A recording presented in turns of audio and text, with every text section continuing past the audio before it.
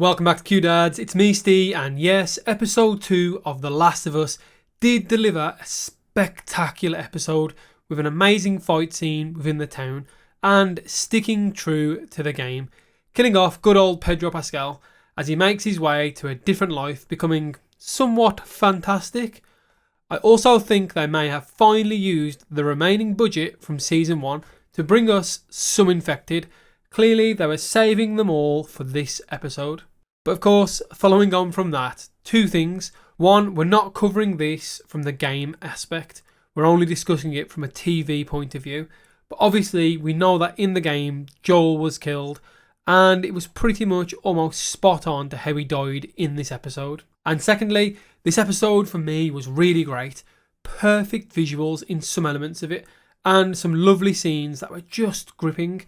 Not only action-packed, but emotionally as well. But I do fear that we've peaked already and the rest of the season is potentially going to start drifting downhill. Now, that's a big worry for me, but I'll touch on that towards the end. As always, don't forget to hit that subscribe button as we're close to hitting our 3,000 sub mark and would love to do that during The Last of Us. So the episode starts with a little flashback / self-reflection / nightmare of Abby showing us who she is and why she's still after Joel, tormented by his ruthlessness in the end of season 1.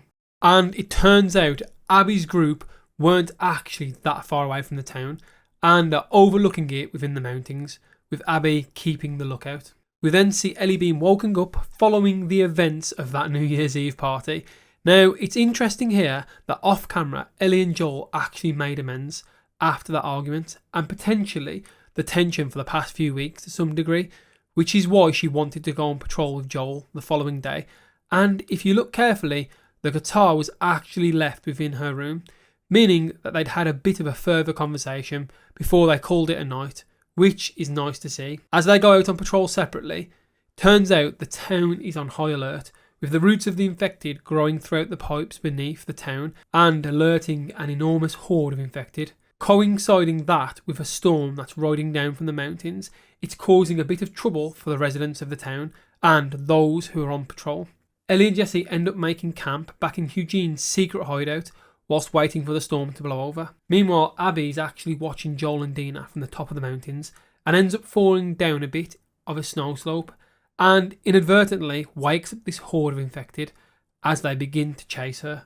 Luckily though, Joel steps in, which, with hindsight, he probably shouldn't have, but he saves her life and they all end up racing up the mountains to the lodge where the rest of the Fireflies remain. Now, these scenes really annoyed me, especially when you compare it to the part of the episode where Abby plays golf with Joel. In these scenes where Abby is initially stalking Joel and Dina and then slips, she almost becomes this helpless damsel, firstly screaming while she's falling down the snow, knowing full well there are actually infected in the area, as well as patrols. Then, when she eventually does start running and the tension builds, she just looks like she has no control of any of the events, which, again, she probably doesn't because of the hordes, but because of how her character reacts later on in the episode, it just makes it feel a bit jarring to me. This is then further compounded as to how Joel saves her, and she just seems, well, shell-shocked. Now yes, if that had been me in that situation, I would have died well early into the chase, but we're supposed to believe that she's some hardened merc. She even mentions later on how she trained in Seattle. I don't know, this whole Joel saving her and the way Abby acts during these events gives off the same energy as Ellie taking on a man 2 times her size, only then to be pinned down later on in the episode by a couple of smaller people. I don't know, for me it just feels off.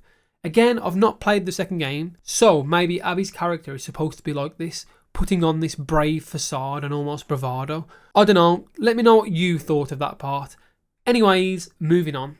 Now this is where the episode for me picks up pace as the horde then shift, connecting with even more infected and heading towards the town in a more epic fight. So first we see the infected throw themselves into the walls, ultimately putting pressure on the residents. Fuel or ethanol barrels are thrown into the horde, shot open and then ultimately set on fire, which causes them to blow up. Now here I did ask myself the question while I was watching the scene. Would it not have made more sense to use more fire? They seem to be killing them a lot quicker than wasting all of the ammo. So why didn't they build some kind of moat around the town and, use the barrels with the oil to then set it on fire? Having an almost like permanent firewall that can set alight these infected, especially as we know, fire really kills the cordyceps. Now, the only caveat here, I guess, is ethanol would essentially dissolve away over time, but they could have rigged something underneath that essentially blows up a huge section of it should the infected attack. Because at some point, Tommy said you don't want to be in the centre of town when things go down. To me, I assume they'd rig some kind of fire blanket or something that's going to go off in the middle of the town and like burn loads of things, but ultimately kill all the infected.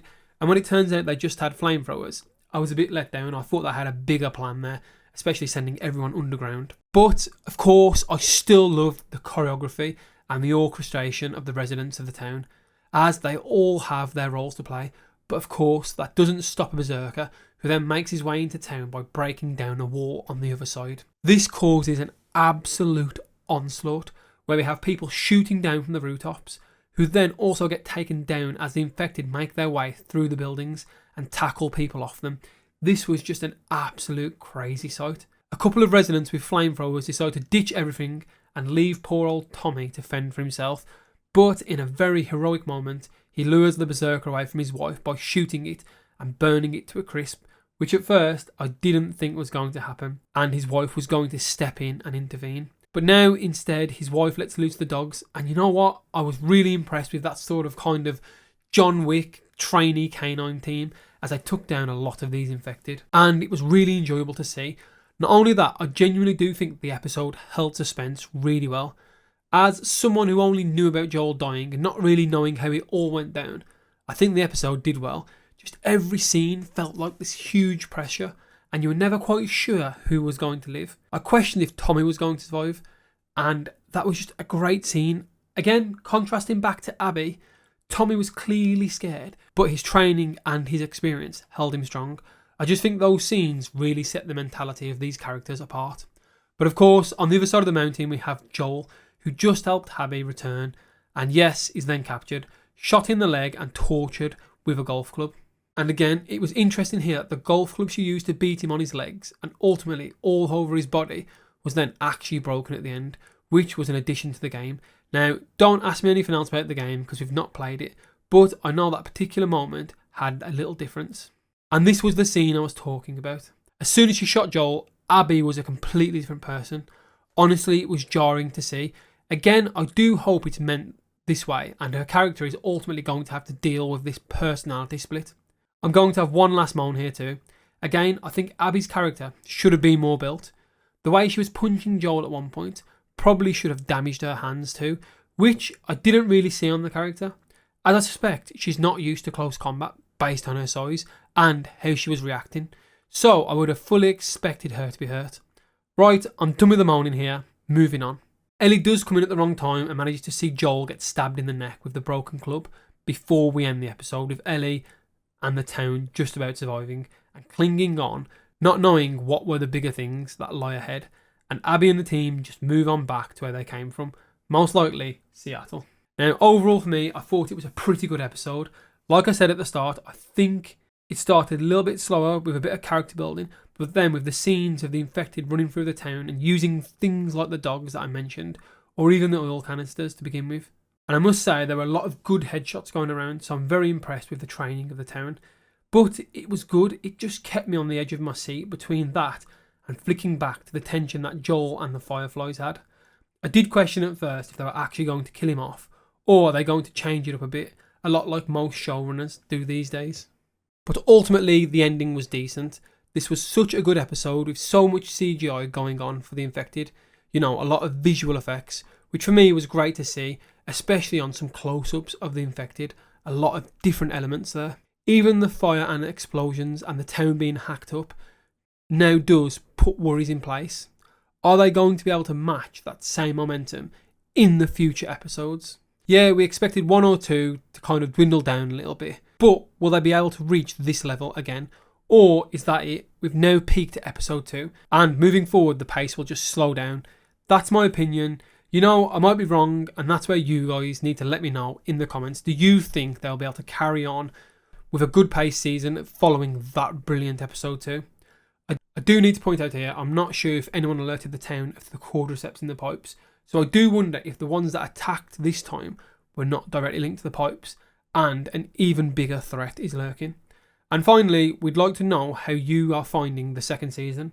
Based on these 2 episodes, I do think it's gotten better than the first, but losing Joel's character will be noticeable on the show. I do think Tommy's character is great, but it's going to be interesting to see if Ellie, played by Bella Ramsey, can pull off the rest of this season. I'm definitely going to be sticking around till the end, and I'm already questioning, will we get a season 3, seeing as the 3rd game was cancelled. So my questions to you guys, what did you think of that town fight scene? Do you think the pipes are actually still a problem for the future? And finally, do you think the show will be able to hold its audiences with Joel's character heading to a fantastic new world in the sky? Or, like the game, will the show now become even more contentious? Thanks for stopping by. Please don't forget to like and subscribe, as it helps the channel to grow. And as always, we'll catch you next time with something new.